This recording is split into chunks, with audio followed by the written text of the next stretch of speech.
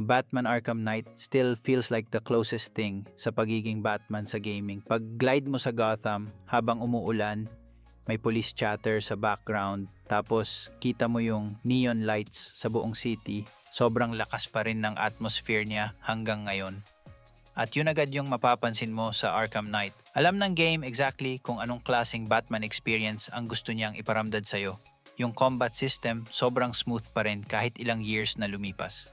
Counters, gadgets, combo chains, lahat fast-paced, responsive, at satisfying panoorin. Isa siya sa mga combat systems na maraming games sumubok gayahin, pero bihira makuha yung same flow. Panalo rin yung Predator sections. Yung feeling na isa-isa mong tinatanggal yung enemies habang natataranta sila kung nasaan ka. Doon talaga nag-elevate yung Batman experience. Visually, grabe pa rin yung Gotham City.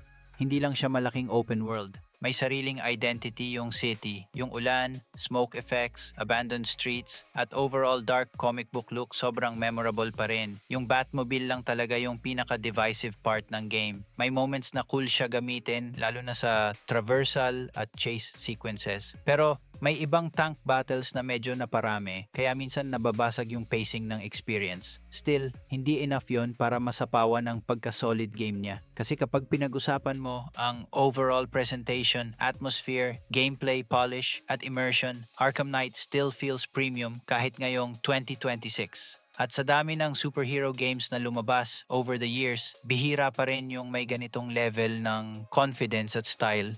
Hindi siya perfect Batman game, pero isa siya sa mga games na talagang gets ko kung bakit gustong-gusto ng mga tao na maging si Batman, kahit sa video game lang.